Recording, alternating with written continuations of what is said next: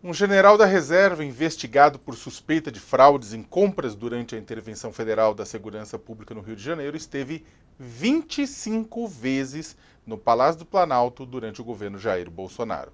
Uma parte das visitas de Paulo Assis coincide com os dias em que ele teria interferido no governo em favor de uma empresa norte-americana de segurança, segundo um relatório da Polícia Federal. A Operação Perfídia apura supostas ilegalidades na aquisição de coletes balísticos pelo Gabinete de Intervenção, que foi comandado pelo general Walter Braga Neto. A Polícia Federal afirma que Paulo Assis usou o nome do ex-interventor para tentar destravar o negócio. O Gabinete de Intervenção chegou a emitir uma carta de crédito de mais de 35 milhões de reais para a CTU Security em janeiro de 2019. A empresa nunca entregou o material e o contrato acabou suspenso em setembro do mesmo ano.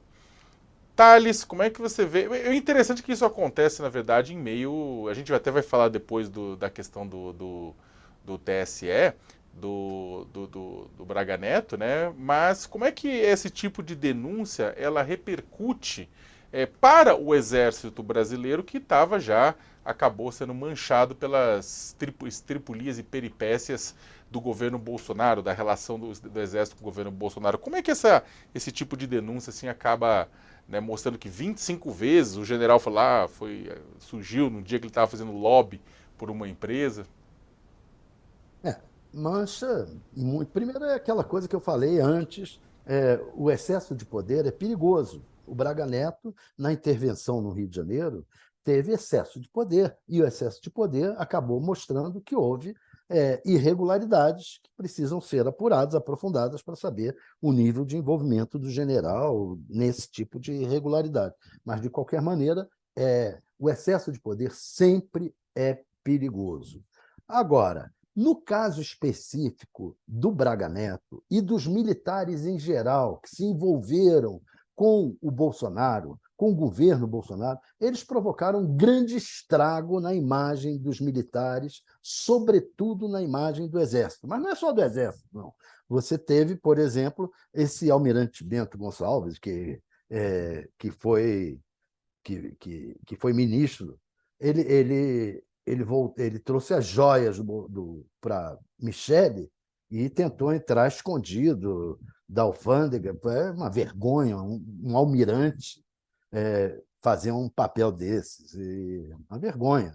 Então, não foi só os generais, os militares do Exército, não. De todas as forças, sim, o Bolsonaro ofereceu carguinhos no governo e vários deles aceitaram, e isso causou um grave dano à imagem dos militares que estavam se recuperando depois da ditadura de 64, estavam se recuperando como forças importantes para a República, na medida em que defendem o país, as fronteiras, a democracia, inclusive, mas não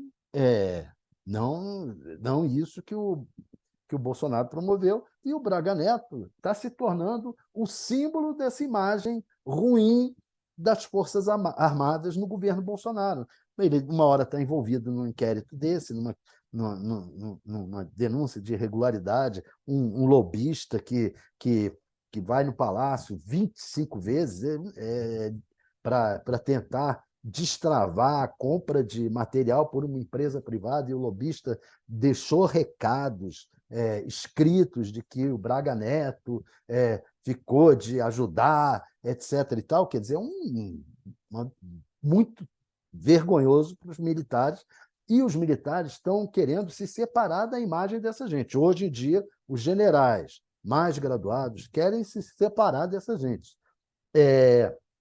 Tanto na questão do TSE, que você falou que a gente vai conversar depois, tanto na questão do TSE, como nessas questões criminais.